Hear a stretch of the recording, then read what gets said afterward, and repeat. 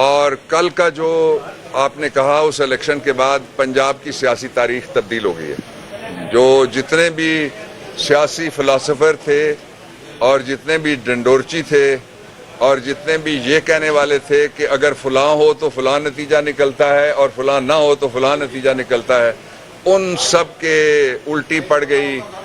سب تدبیریں کچھ نہ دوا نے کام کیا. لیکن یہ ہوا کیسے، یہ بتانا بہت ضروری ہے.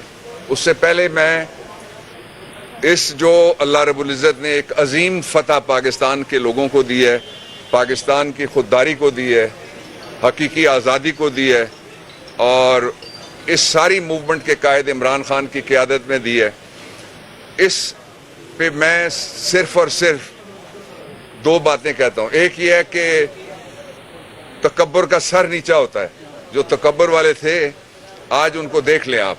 اس لیے ہم اللہ کے عاجز بندوں کی حیثیت سے اللہ تعالیٰ کا شکر ادا کرتے ہیں جس نے مہربانی فرمائی اور جس نے عنایت فرمائی اور جس نے کرم فرمایا.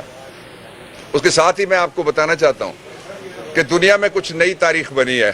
کل کے الیکشن کے اندر جو نئی تاریخ بنی ہے اس کا پہلا باب یہ لکھا گیا ہے، پہلا چیپٹر یہ لکھا گیا ہے کہ ہم کہتے تھے اور 3.5 سال عمران خان کے کہنے پہ میں نے پارلیمنٹ کے اندر لیڈ کی وہ لڑائی اور ہم سب نے وہ لڑائی لڑی کہ لوگوں کو ایسا حق دیا جائے کہ لوگ جو ووٹ ڈالیں وہ جیتیں، گننے والے نہ جیتیں.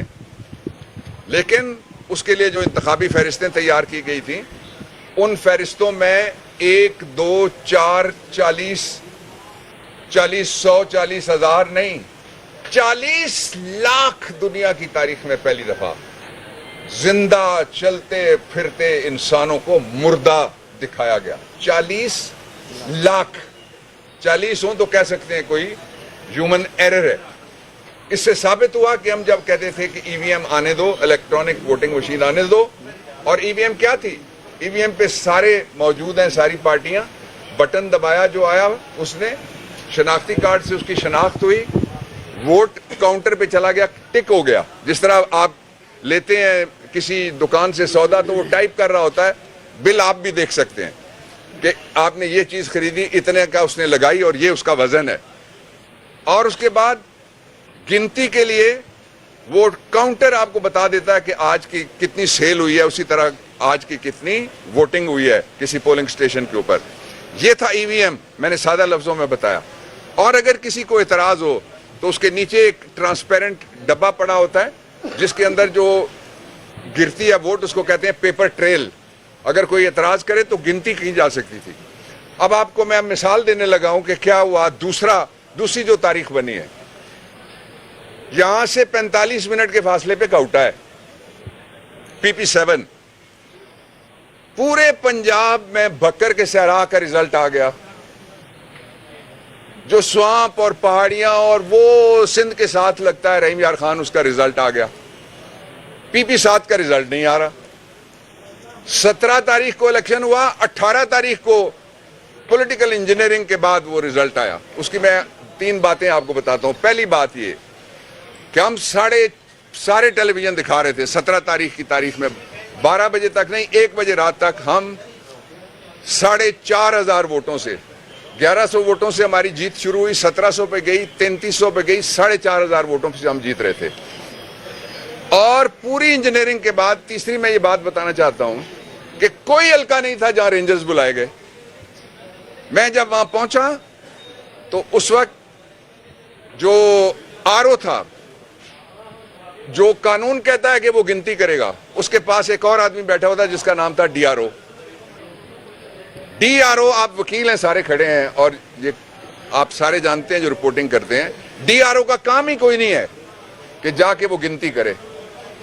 چوتھا، گنتی کے لیے ہمارے الیکشن ایجنٹ اور امیدوار شبیر کو اور ان کے الیکشن ایجنٹ کو باہر نکال کے بٹھا دیا گیا اور انہوں نے کہا کہ ہم 2 گنتی کریں گے صرف.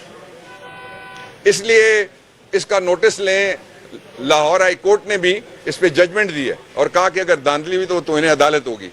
سپریم کورٹ آف پاکستان کی 1 جولائی کی ججمنٹ ہے کہ اگر دھاندلی ہوئی تو وہ توہین عدالت ہوگی. یہ وہ حالات تھے. 14 پارٹیاں تھیں, کوئی 4000 بولنے والے لکھنے والے تھے, ان میں سے کچھ لوگ ٹھیک بات کر رہے تھے, باقی کچھ اور بات کر رہے تھے. ان سے مقابلہ کر کے جو جیت ہوئی ہے اور فتح ہوئی ہے, یہ پاکستان کے لوگوں نے ثابت کر دیا کہ مقابلے میں امریکہ بھی ہو تو ہماری غیرت کو نہیں خریدا جا سکتا. اور تیسری بات جو میں کہنا چاہتا ہوں آپ کو وہ یہ ہے کہ کل میں نے صبح جب اسی حلقے میں جا کے اپنے آبائی علاقے کوٹا میں ووٹ ڈالا تو میں نے ٹویٹ کی, میں ریکارڈ پہ ہوں, میں نے کہا کہ اگر کنسالیڈیشن, اسی وقت میرے پاس بندہ آیا, اس نے کہا کنسالیڈیشن اور کمپائلیشن آف ریزلٹ میں گڑبڑ ہوگی, پولنگ سٹیشن پہ نہیں ہو سکتی.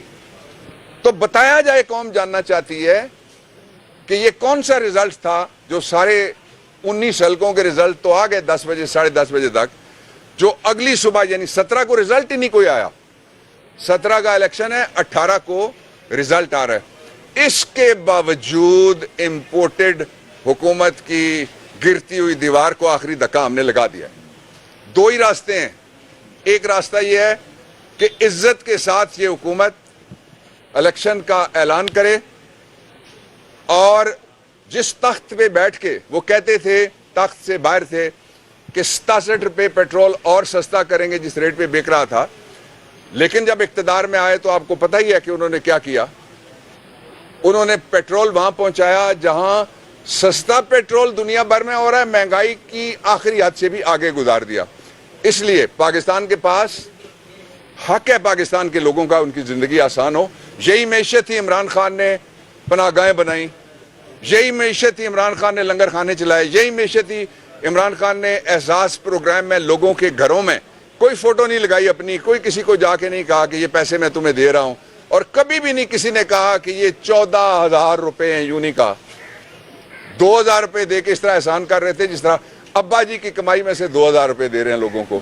تو اس لیے اب مزید امپورٹڈ کے نام کے اوپر فراڈ نہیں چلنے دیں گے انشاءاللہ العزیز, اور بہت جلد آپ دیکھیں گے الیکشن آ رہا ہے. بابر رحمان صاحب, یہ جو 25 سال کے الیکشن میں جو بدل کیا گیا کاؤنٹنگ میں, تو کیا آپ اپلیکیشن کریں گے اور آئندہ حکومت میں ڈاکٹر بابر رحمان کی صحبت پہ ہوگی کہ آپ وزیر قانون یا وزیر؟ دیکھیں, جو مجھے سب سے اچھا عہدہ لگتا ہے نا اپنے لیے, وہ وکالت کا ہے, اور آج وکالت کے ذریعے سے ہی اس الیکشن کو ہم درست کرائیں گے انشاءاللہ. نہیں 21 تاریخ کو